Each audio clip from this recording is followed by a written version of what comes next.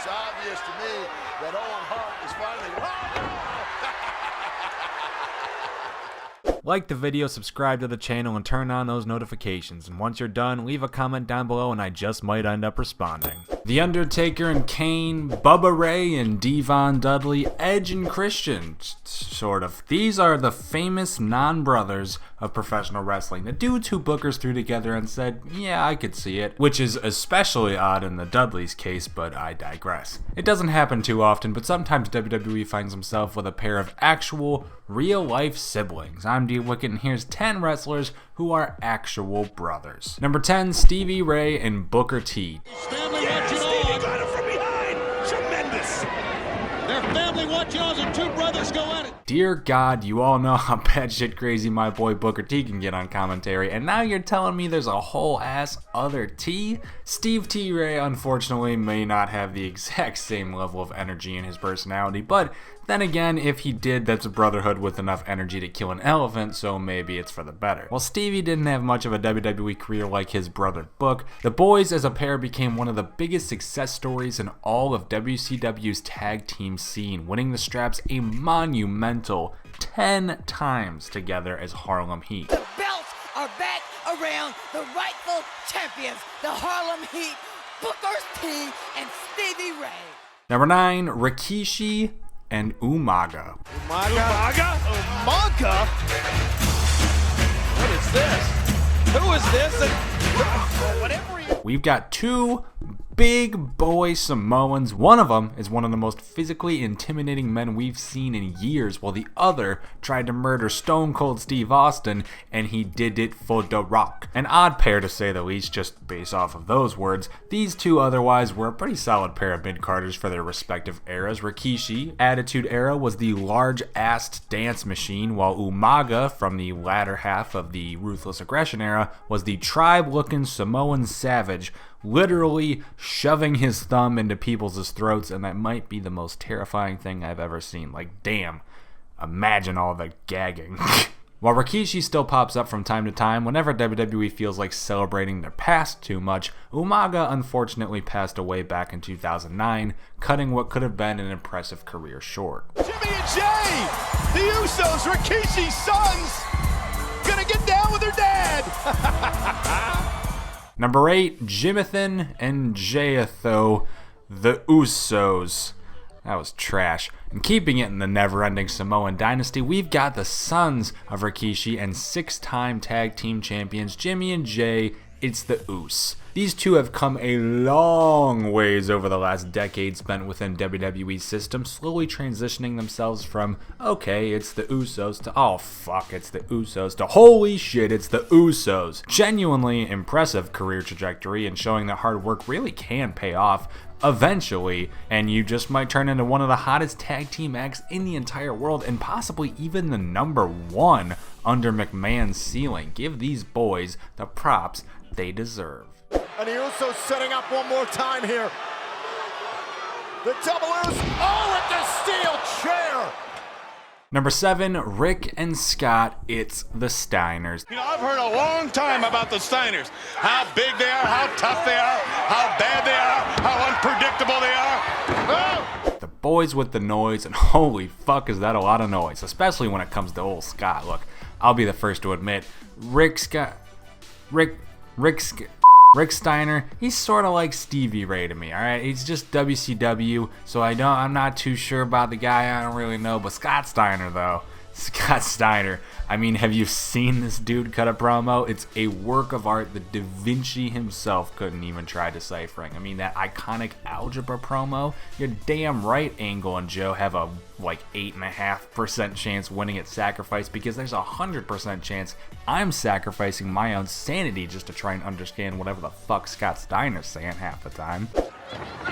Quickly over the top. Oh, look at that. Caught him in midair for that power slam. That impressed me. Number 6, Cody and Dustin, it's the Rhodes. Is our name Watch WWE? Yes, it is. Was that name created an entire 3 years before AEW was even considered a concept? Most definitely. So get over it, they're making the list. Cody and Dustin Rhodes just might be the hottest brothers in all of professional wrestling today, and if they aren't, they've probably got their eyes on hiring whoever that may be, as they've put their dukes up to WWE's Pro Wrestling TakeOver and just might have eyes on challenging the throne. With Cody at vice presidential helm and Dustin coaching the next generation, along with both still actively performing for this new brand, AEW clearly has a lot to look forward to. I need my older brother. Number 5, Matt and Jeff. It's the Hardys. Perhaps an obvious one, but this list never claimed to break any walls down. We've got Matthew and Jeffrey Hardy, which are probably their full real names, and I've never thought about that before, and it's really weird. The Hardy Boys have been around the top of the tag team industry since the 90s, and even as recently as last year have still been able to claim tag team gold and never really feel like an outdated team grabbing at straws. Twist of fate! Here it comes! We're gonna have new champions! Swanton bomb! They've held the top titles everywhere they've been, which is really just WWE and TNA, but shut up. With the brothers collectively nearing 90 years of age, it's safe to assume their careers are going to start to slow down if they admittedly haven't already, so they can take their rightful place in any and all Hall of Fames. Yes, please. What? Oh my! You gotta be kidding me! Things are about to be broken! Number 4, John Laurinaitis and Road Warrior Animal. Road Warrior Animal! Oh, man! Talk about full-on power slam!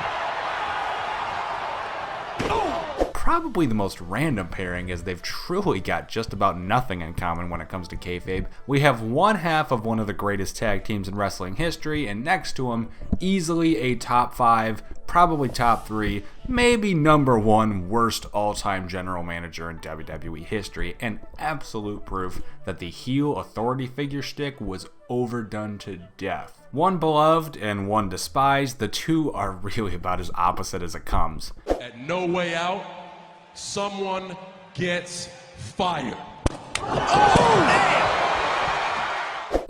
You know what? There is actually one pair of brothers that's maybe even a little bit more surprising if you haven't heard it. Number 3, Bray Wyatt and Bo Dallas. I've known about this fact for at least 5 years now, and admittedly, still kind of get surprised every single time it pops up. Bray Wyatt, the creepy cult leader from the Bayou who recently started visiting the local funhouse with his alter ego murder friend Fiend, is brothers with the dude who believes. Sometimes wrestling is an extra brand of stupid. Well, the two sons of IRS, Irwin R. Shyster, have both spent years within WWE, both being prospects of FCW and NXT alike. While Bo would hit his heights in the latter, Bray would spike and pewter out countless times across his years on the main roster, with his most recent refurbishment hopefully keeping him in the proper spotlight he deserves for plenty of time to come. Sick. Deranged. Oh my goodness.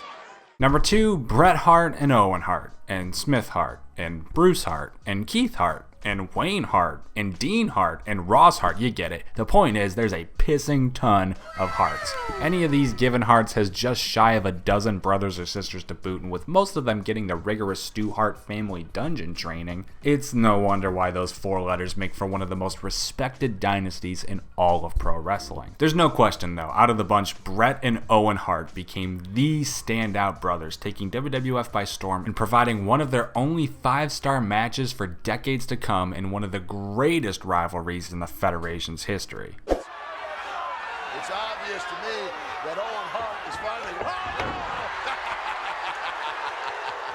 And number 1, we got Pentagon and Fenix. Hey, I said AEW could count, so why not throw them a bone and put the best tag team in the world at the top spot? Well, to be fair, I think both them and other real-life brother pair, the Young Bucks, may have a claim for that title, but come on. Everyone has to know that the Bucks are brothers. The fuckers look the exact same. Pentagon Jr. e Fenix, however, thanks to those varied up wrestling outfits, they're complete individuals even when teaming together. Look, TubbyTV.com is just sitting there with 4 full free seasons of Lucha Underground with everything you need to know about these boys, and if you've seen any of that and you're not excited for these two next month throughout AEW on TNT, then I don't know what to tell you. From above the ring, but the Young Bucks went to Ray Fenix. Oh! And those are 10 wrestlers who are actually brothers in the real world. What are your thoughts? Let us know in the comments down below. If you like the video, subscribe to the channel and notifications, that bell. Do you have a real brother? Let us know. Or don't. It's a weird thing to comment. Bye.